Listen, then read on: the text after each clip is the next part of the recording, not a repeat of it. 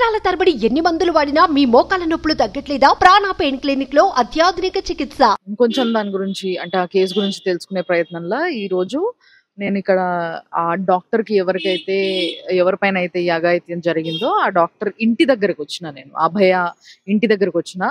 వాళ్ళ ఇల్లు చూపిస్తాను నేను. అంతేకాకుండా ఇక్కడ చుట్టుపక్కల వాళ్ళతో కూడా మాట్లాడడానికి ట్రై చేస్తా. అట్ ద సేమ్ టైం నేను ఆల్రెడీ ఇందాక లోపలికి పోయి వాళ్ళ పేరెంట్స్ తో మాట్లాడడానికి ట్రై చేసిన. సో వాళ్ళు పొద్దున్న నుంచి కంటిన్యూస్ గా మీడియా వాళ్ళు ఇక్కడ ఉండడం వల్ల పొద్దున్న నుంచి తినలేదట. సో తిన్న తర్వాత టైం ఇస్తాం, తప్పకుండా మాట్లాడతాము, మీరు all the way from south వచ్చారు కదా మా కోసం అని చెప్పేసి వాళ్ళు గుర్తించిండ్రు. కాబట్టి నేను కూడా కొంచెం ఆగి తర్వాత వాళ్ళని మాట్లాడిద్దాం, వాళ్ళు తిన్న తర్వాత కొంచెం సెట్ అయిన తర్వాత అని చెప్పేసి నేను ఫస్ట్ మీకు ఇల్లు చూపిద్దాం అన్న ఉద్దేశంతో వీడియో చేస్తున్నా. సో ఇంట్లో ఏంది అని అంటే ఇది ఏదైతే హాస్పిటల్ ఉందో, ఏజికర్ హాస్పిటల్ ఉందో, ఆ హాస్పిటల్ కాలేజ్ నుంచి వెళ్ళి ఇది కరెక్ట్గా ఒక గంట తొవ్వలు ఉందన్నమాట. 1 hour 45 minutes నుంచి 1 hour టైం పడుతుంది ఆడికెళ్ళి ఇడికి రావడంతో. సో ఇక్కడ వాళ్ళ ఇల్లు ఉంది, ఇదే వాళ్ళ ఇల్లు. సో బయట ఆ అభయాది పేరుతో సహా ఏదైతే ప్లేట్ ఉంటుందో, నేమ్ ప్లేట్ ఉంటుందో, ఆ నేమ్ ప్లేట్ కూడా ఉంది. డాక్టర్ తన పేరు అండ్ కింద ఎండి రెస్పిరేటరీ మెడిసిన్ అని చెప్పేసి. సో రెస్పిరేటరీ మెడిసిన్లో ఆమె మాస్టర్స్ చేయడం కూడా జరిగింది అన్న విషయం ఇది చూసి మనం తెలుసుకోవచ్చు. సో ఇదే వాళ్ళ ఇల్లు చూడండి, మంచి ఇల్లు, మంచి ఫ్యామిలీ.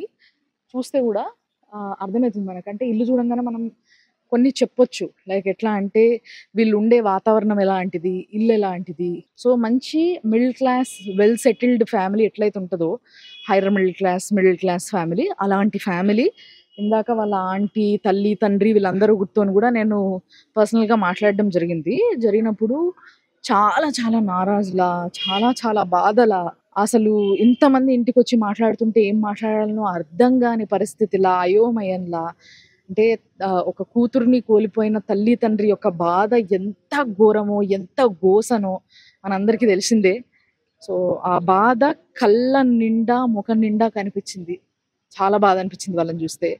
అందుకోసమే పర్లేదు, ఎంతసేపు అయినా పర్లేదు, నేను వెయిట్ చేస్తా, మీరు తినేసి రండి, మీరు తినండి, మీరు తినడమే ఇంపార్టెంట్ అని చెప్పి వాళ్ళని ఇప్పుడు లోపలికి పంపించడం జరిగింది. ఇది వాళ్ళ ఏరియా, మొత్తం కాలనీ లాగుంది అనమాట. ఈ లోపలంతా కూడా మెయిన్ రోడ్ మీద నుంచి జస్ట్ ఇట్లా ఒక 2 అడుగులు లోపల ఉంది.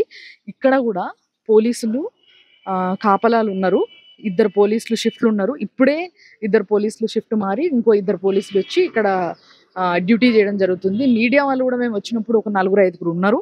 సో చాలా మంది మీడియా వాళ్ళు, పోలీసులు రెగ్యులర్గా ఇక్కడ బందోబస్తు చేయడం జరుగుతుంది. అండ్ ఈ పక్కనోళ్ళు వీళ్ళతో ఎవరితోనన్నా ఆ అమ్మాయికి ఫ్రెండ్షిప్ ఉందా, మరి ఆమె ఎట్లా మాట్లాడేది, ఎట్లుండేది, ఆమె బిహేవియర్ ఎట్లుండేది, ఎలాంటి వ్యక్తి అన్న విషయాన్ని కొంచెం తెలుసుకునే ప్రయత్నం అయితే చేస్తాను నేను. ఎందుకంటే ముఖ్యంగా బెంగాల్ ఏంది అని అంటే వీళ్ళందరూ కూడా బిజినెస్లు చేసుకునేటోళ్ళైనా లేకపోతే ఏ కొలు చేసేటోళ్ళైనా కూడా వీళ్ళల్లో ఒక సిస్టమ్ ఉందంట బెంగాలీస్కి. ఏంది అని అంటే మధ్యాహ్నం లైక్ 1 గంట 1 గంటన్నర నుంచి వెళ్ళి సాయంత్రం 4-4:30 గంటల వరకు మంచిగా తినేసి పడుకొని లేచి తర్వాత మళ్ళీ బ్యాక్ టు ది పెవిలియన్ లాగా వాళ్ళ పనులు వాళ్ళు చేసుకుంటారంట.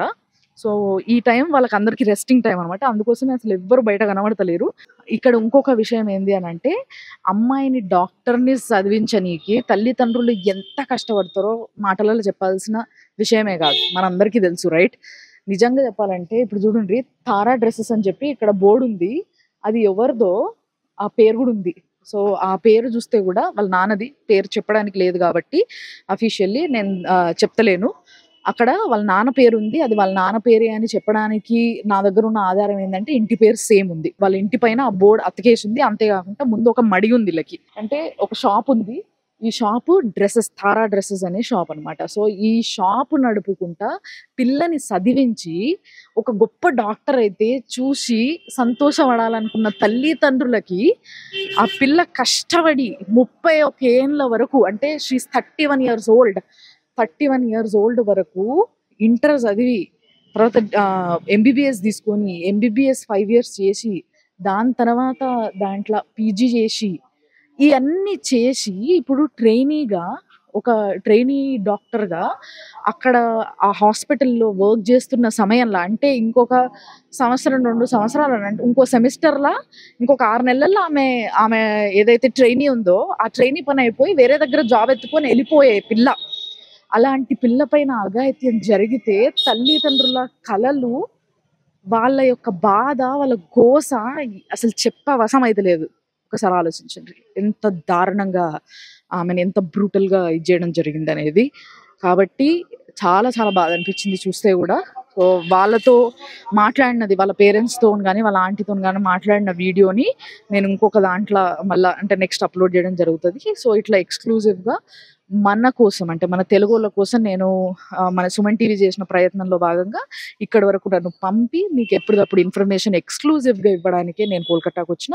కాబట్టి ఫాలో అవుతూనే ఉండండి సుమన్ టీవీ.